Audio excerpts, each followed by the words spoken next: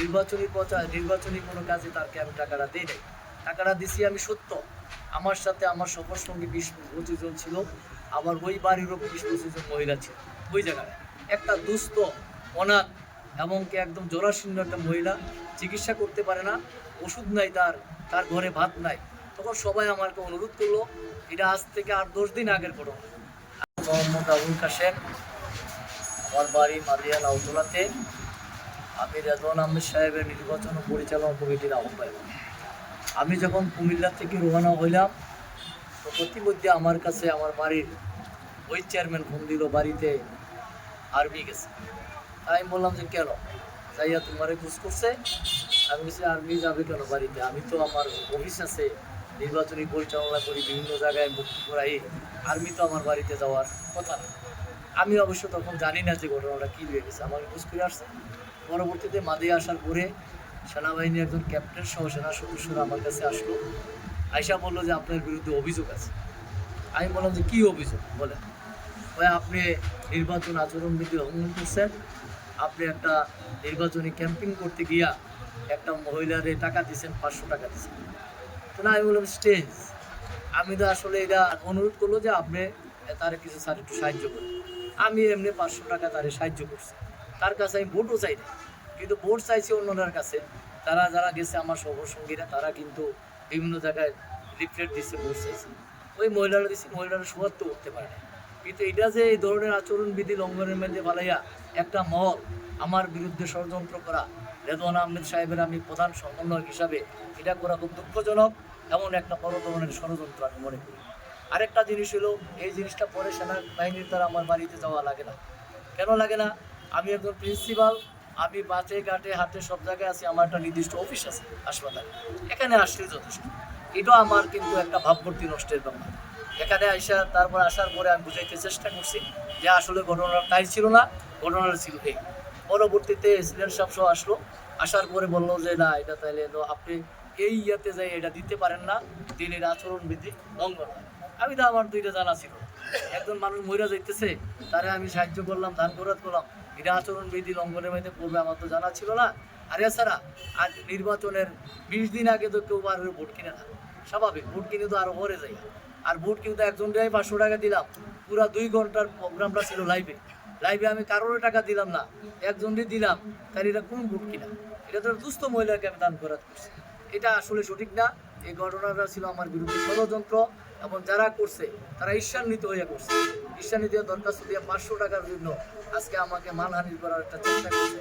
পরবর্তীতে আমাকে আমার এসিএম সাহেব বা যারা আর্মি ক্যাপ্টেন যারা ছিল, তারা আমাকে সতর্ক করছে, স্যার এটা আপনি এইভাবে কোথাও গেলে দান করাতে আপনি এইভাবে করবেন না, করলে এটা আপনি ব্যক্তিগত পর্যায়ে এই সমস্ত প্রচারণায় করেন, প্রচারণা আওতাধীন করে আমরা আইনটার সম্বন্ধে জানা দেখা দিই।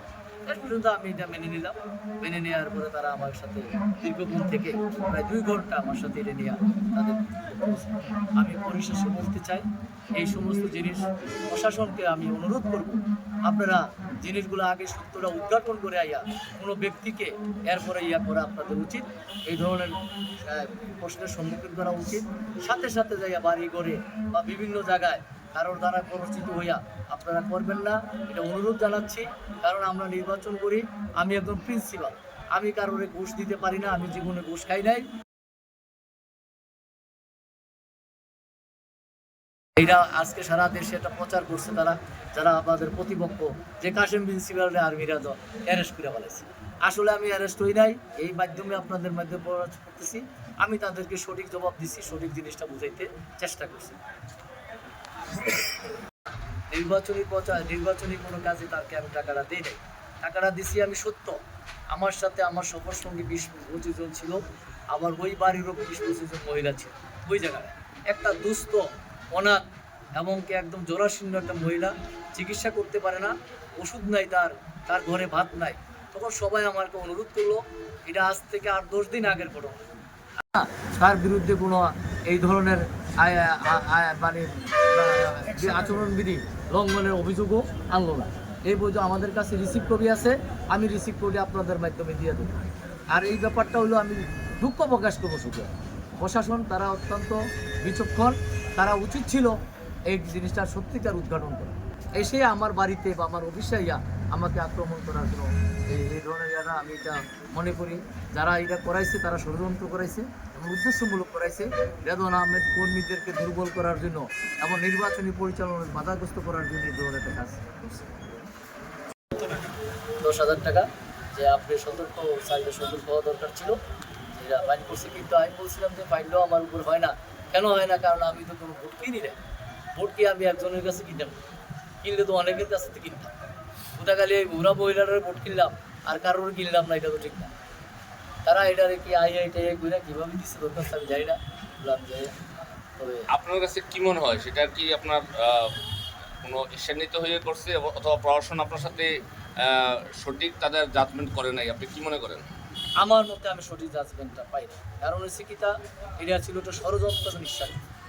জাজমেন্টটা পাইলে আমি একজন বাংলাদেশের প্রথম শ্রেণী নাগরিক, আমি একটা কলেজের ডিগ্রি কলেজের প্রিন্সিপাল ছিল দীর্ঘদিন। আমি এমন লোক না যে একটা সন্ত্রাসী বা চাঁদাবাজ বা এরকম এলাকাতে ফালাই যাবো কোনো কাজে। আমার তো এই ধরনের লোক না। আমাকে ডাকলে আমি ইচ্ছা করি সেনা ক্যাম্পে যাই। বিষয়টি কি তারা প্রমাণ করার চেষ্টা করেছিল?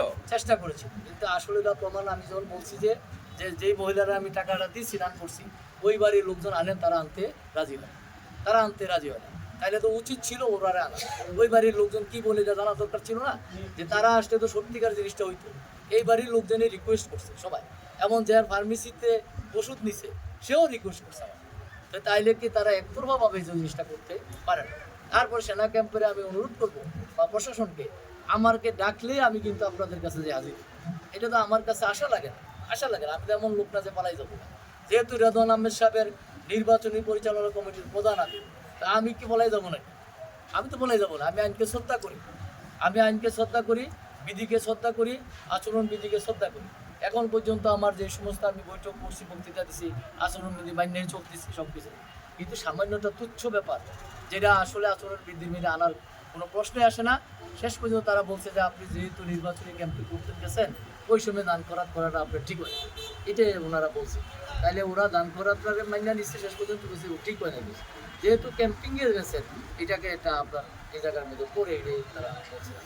তবে আমার একটা দুঃখ, আমার একটা প্রশ্ন, আমাকে ডেকে নিয়ে আগে জিজ্ঞাসাবাদ করা উচিত ছিল।